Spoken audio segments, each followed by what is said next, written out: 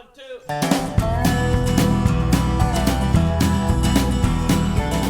I always love making tools with my students and encouraging them to come up with their own custom tools. A few hundred years ago, potters had to make their own tools. Even before that, you think about bones and shells and, pieces of wood and stone that were used and crafted to make custom tools for the artist, or in this case, the potter. Making custom tools not only saves you money, but it's a creative, resourceful process that helps an artist sort of put their own stamp on their work. And if you have students, that's one of the biggest goals, is to try to encourage them to find their own unique voice when it comes to creating art.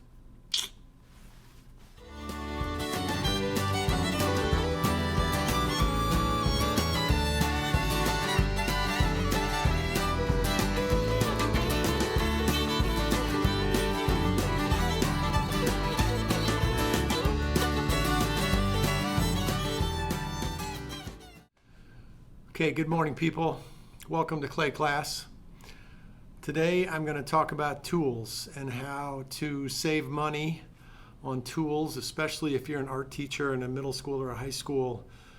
Tools can get expensive, and if you have 30 kids 5 times a day, you can go through a lot of tools. So also with budget cuts, the first thing schools cut in terms of budgets is usually custodial staff and the arts. So art programs and music programs have been taking a hit for a while now. So anyway, I've found a lot of unique ways to save money on tools. The first way is sponges. If you find some foam that's just scrap foam, if there's an upholstery shop near you, one of my former students owns an upholstery shop, and I picked up a bunch of foam. These sponges are awesome for throwing. You can get bigger, thicker pieces, and you can cut them up with a bandsaw and use them for just cleaning tables and whatever. So anyway, sponges like this are perfect for working on the wheel, and the cost is $0. Okay. Another thing, if you want to do a sponge on a stick, this was a bigger piece of foam that I had a big chunk that I got from my former student Kyle, and I can make a sponge on a stick very simply by taking a chopstick or a dowel or something. I'm just cutting a little groove in here, and then I'm take a chopstick and stick it in here, and then I could even put a little bead of hot glue there, and I've got a perfect sponge on a stick. If I want a longer sponge on a stick, I can just use a dowel or something. Those little bamboo garden stakes work great for something like this also. So there's a great sponge on a stick. Some other things, ribs. One of my favorite types of ribs for throwing bowls is old CDs. So a CD like this will work great for throwing bowls. I also bought a whole pack of these mini CDs at one point, and these are awesome for a nice inside curve on a bowl. It's just a mini CD that they use for, I don't know, burning video games or something like that. Another thing, my friend Kathy King, art teacher in Monroe, Wisconsin, she just recently retired. She would do a little shammy out of a piece of leather, and my friend with the upholstery shop gave me a bunch of small scraps of leather that I cut up, and then she would stick it onto a cork. So if you stick it onto a cork, it'll float in your water bucket, and then you never lose it. It's just always floating in your water bucket. And I'm just going to take a screw and stick this in here, and there I have a shammy on a cork. It's going to float in my water bucket, and I can have nice smooth rims all the time. Another thing that's awesome is these are siding samples, or not siding, maybe siding, or like aluminum gutter and fascia samples.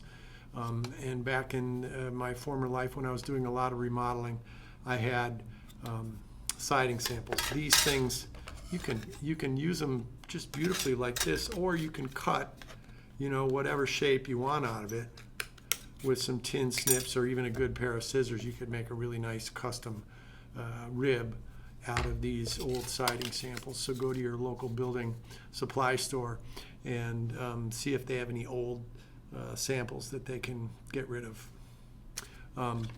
Some people use old credit cards, IDs. These things work also for ribs. You can cut, you know, unique shapes out of them.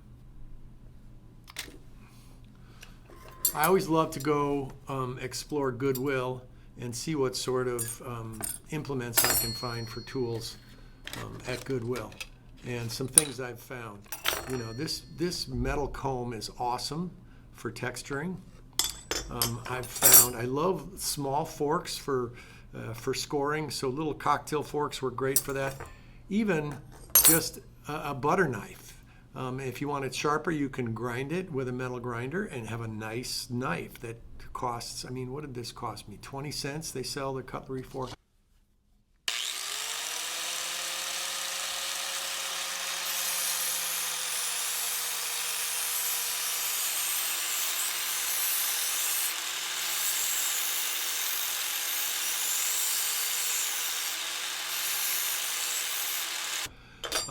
I also go to the dollar store sometimes. This knife, it comes in a pack 4 for $1 at the dollar store. You have to be careful in a classroom with rambunctious students, but this is, you know, I can buy a really nice clean-up sgraffito tool for, you know, $2 or $3, or I can get 4 for $1 of just a simple paring knife, something like that. Turkey baster, Goodwill, cheap. This I got the other day is a, you know, like a peeler, a potato peeler. This was 99 cents. Awesome texture on this thing. So that was a great find. Another one of my favorite finds is just a wooden spoon or a spatula. I often use a wooden spoon when I'm throwing a vase or any form where I want to just get inside a narrower neck and tweak the shoulder or the belly of a pot. A wooden spoon works great for that. This spatula, wooden spatula, I got at my local Asian grocery mart where I buy my bok choy and my bean sprouts and my mung beans. And this thing I think was $1.50, and it's an awesome paddle for doing paddling. So you can't go wrong there. I've made paddles out of old pieces of trim like baseboard or window casing, and I would just, you know, cut a section, a little handle form, and that works great for a paddle too and costs nothing but just a little bit of time. One of the other custom tools I love making is the custom foot tool out of a paint stick, and I have a whole nother video showing you how to do that. But these are just simple paint sticks made into a little tool that you can make a beaded foot with. And another one of my most favorite homemade tools is the string tool. You can use sticks, dowels, and some heavy-duty fishing line. I think I have a roll of 100-pound test fishing line. It's braided fishing line. It works great for cutting pots off the wheel. You know, your standard wire tool ends up getting all these crazy crinks in it. It splinters, it pricks your hands. This is worthless, but I always just save the dowels and then I get some fishing line and make my own. You can even use buttons or washers. Work great for this too. So a very simple string or wire tool, and one spool of fishing line will last you your whole career as an art teacher, so, or as a potter. One other thing I have here is just a chopstick that I put in a pencil sharpener. This is a great tool for a variety of things. Kids could use this on the wheel as a cutoff tool, for texture, for modeling. And it's just a chopstick in a pencil sharpener. One of the other things I've done lately is I've been making little mini hoop tools. And this is just a simple little hoop tool that you can use for sculpting, carving, trimming a pot. And this was made using just a garden stake and heavy-duty bobby pins for, these are Conair roll and pin. You know, you can buy these online for relatively cheap. And all you do is, let's see what I'm going to take one of these, and I'm going to take my needle nose pliers, and I can shape this however I want. Sometimes I'll just pull it out like this, bend this side down. Then I have a square hoop tool. I can get this little dent out of there too if I want.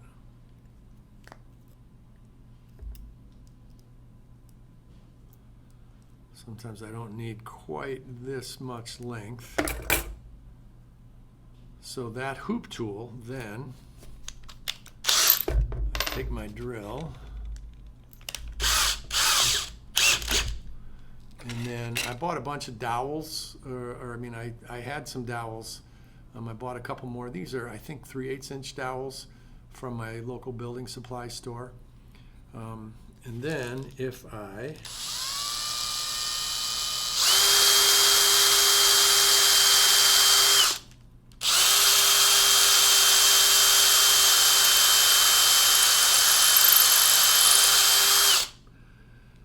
drill a hole in here,